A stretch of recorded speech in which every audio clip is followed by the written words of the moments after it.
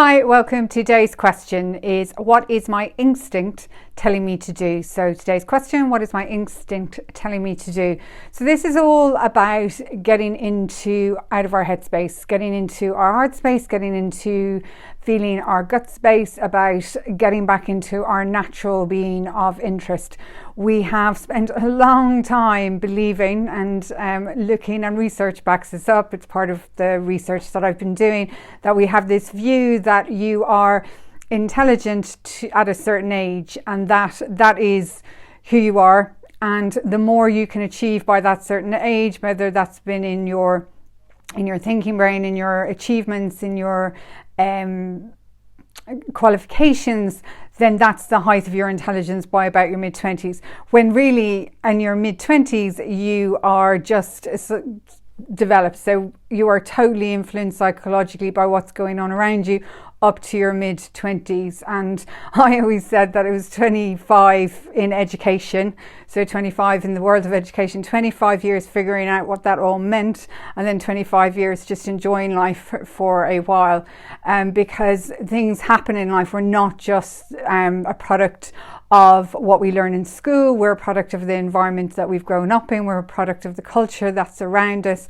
And within all of that, the challenge, because family are not there to be friends, the challenge is to find your authentic self, to come back into oneself, to be able to describe our personal and business lives as we go through, and particularly for female business owners and personal business owners, and women who have fed back into research, particularly from an entrepreneurial perspective. There's a profound journey within that of how we grasp into our natural instinct, how taking our voice back from outside of the world of experts back into coming from a grounded position. The way we talk about female leadership, it's about being grounded, it's about female energy, it's about looking at what we think, how we feel, balancing the two up, and then consciously recognizing we can move and other people have those same abilities, but consciously making decisions that are in alignment so that we can move forward in a positive way. And that's where our instinct needs to our instinct, and particularly as somebody who is pretty intuitive and highly sensitive, I've had to do an awful lot of work even on my instincts, because my head and my heart get out of balance. My heart is kind of going, well, we'll go off in this direction. This is your authentic self. This is how your business is going to look. This is the challenges you're going to come up against. And my head self freaks out, goes in the opposite direction and says, no way am I going there because of A, B, C, D, E experience, or this is the way it should be. This is what we need to go back to while we're moving through life. So there has to be time to bring those back into balance, and part of that is actively working on our instinct and actively giving it room to grow and move forward. It's also about sometimes passively being able to take a step back and actually sense into that, sense in and just be aware of the thoughts we have versus the instinct that we feel, and then feel comfortable about moving through.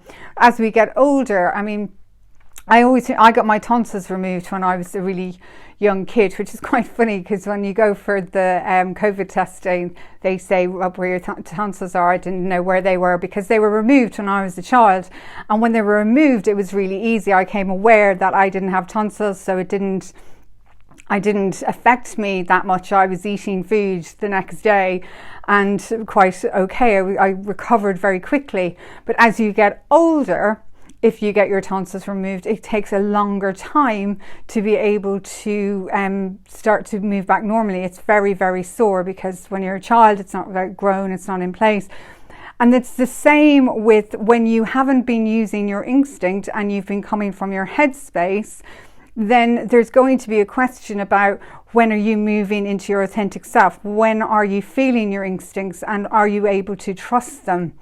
Particularly when sometimes we're still human, that we can move towards something and then we can create something, and then afterwards we need to to calm down, or we can come down. I particularly, after finishing my dissertation, it was like falling off a cliff, and had a cry for about 2 days, because I'd created something and I put so much time into it that when I actually reached the goal, it was kind of like I need time to step back. So my head and my heart were really out about the next step and what I needed to be doing. So it's about bringing those into balance, and then we know that we're moving in our instinct. So taking the just stop lesson, using the time to just observe your mind versus your body in terms of what is your instinct looking for you to do, and what is your ego telling you about that, and also what is your heart telling about it. And you can do that by calling them in terms of putting your left hand on your heart, and when you want to kind of move into that space, or if you're in your head space, we're normally very in there anyway, so just be mindful of it. And then moving into the body space about, does it feel in balance? And if it's something you've never done before that you want to do, it is going to feel strange. It's going to feel a lot more relaxing. It's going to feel less stressful. And for many people I know and that I work with, if you have been in a high stress environment all the time, that can come to feel quite normal, when actually stress is a good thing in moderation, but it's not necessarily good all the time. So the benefit of this is just starting to explore those kind of senses, and also question about how are we operating when we want to bring things into balance. And the only way I can really explain that is from back in 2012. I was on boats, and it was stressful because I had an amazing teacher in Tim.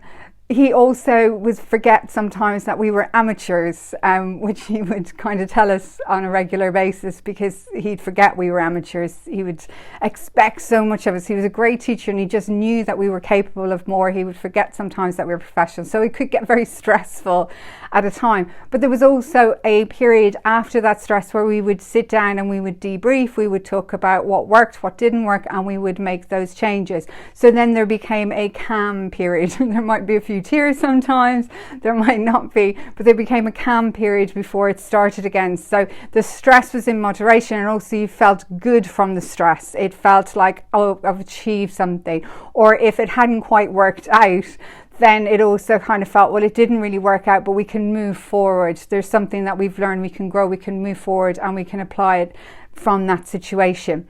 Whereas the work stress was a different stress. It wasn't enjoyable stress. And I loved money. I've always loved money. I was counting money at the church since I was a child. You know, going into that environment, being to be paid to find out what problems were in the organisation around money, or to find where there was issues, because let's be honest, this is after Lehman's, and this is an awful lot of the work that I do in terms of safeguarding money, to be able to find it. It was something that should have been a joy. But the environment stress wasn't, it was chaotic. It was chaotic stress. So there was never a calm period. There would be something else, and then there would be something else. And I was choosing to operate in that. And I was choosing to operate in that because the way I had dealt with an awful lot of stress that I had perceived as a child, and through my teenage years and into my 20s, was to either be all or nothing. There was no balance within it. So I wasn't used to this idea where you could just have down periods, and that it was okay to have down periods.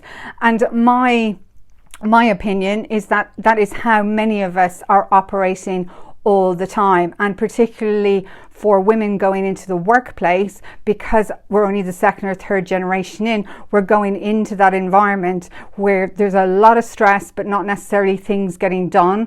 There's a lot of politics but not necessarily things getting done, and the relationship values can clash, because the more pincer movement in terms of the action of doing, there's less time for the why and building the relationship. And so for myself, I had to make a choice. I either chose to go against my authentic self and my instinct, or I decided I needed to make a choice. Did I want to live in this high stressed environment all the time and lose my voice even more, or did I want to engage in being the full authentic person that I wanted to come?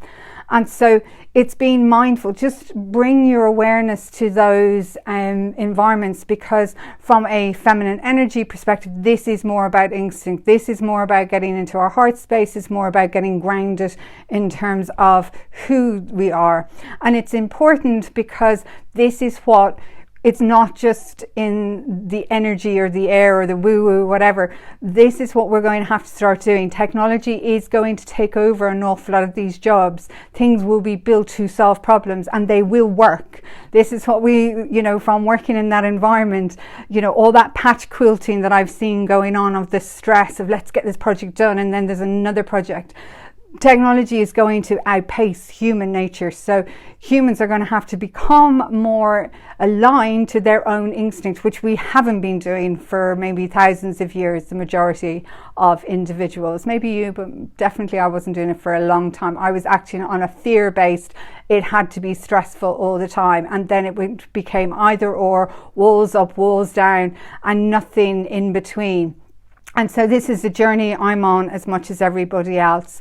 And of course, we can get really good indicators of whether, where we are with that journey by looking at that and looking at some of the challenges we've had, and just kind of focusing and just being mindful of the areas where we felt supported, and if we felt new, but it was more calm. It was a good stress where we felt good afterwards, versus when we've been in environments where it's just felt rabbit in the headlights, which doesn't really help anybody. So that's all I've got for you today. Remember, the first person one leads is oneself, mind, body and spirit. I'm Viv Bannigan. I'm the owner of Granuaile Limited. Granuaile is a bespoke training and mentoring company based here in the heart of London, and I help creative women and entrepreneurial women navigate change. They may be feeling a lack of confidence or not sure about the next step in their journey, and what I do is help them understand their personal landscape and their vision for the future, so they will take back control of the reins of their journey and move forward with confidence, because it's all about moving forward. And we do this through our key framework, the MAP, which I'm delighted to say will be up and readily available digitally from in the next couple of weeks. So a couple of announcements, so please watch out for that. That's going to be a huge announcement. If you want to know more and get on the email list for that, please do download the resource, so I have your contact details so you can be made aware. Otherwise, have a fantastic weekend, and I will be back here next Tuesday. And remember, the first person one leads is oneself, mind, body and spirit.